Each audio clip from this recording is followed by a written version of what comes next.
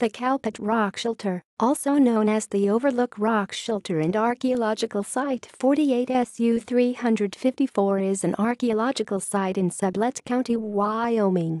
The site includes an overhanging rock outcrop at the base of a butte that was used by Native Americans and European Americans. The Native American use includes occupation by the Shoshone. A number of surface artifacts have been found, and at least 2 buried cultural levels have been investigated from the Fremont and late prehistoric-period Shoshone.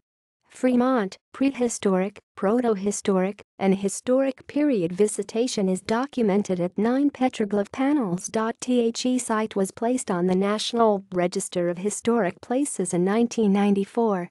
References. External links.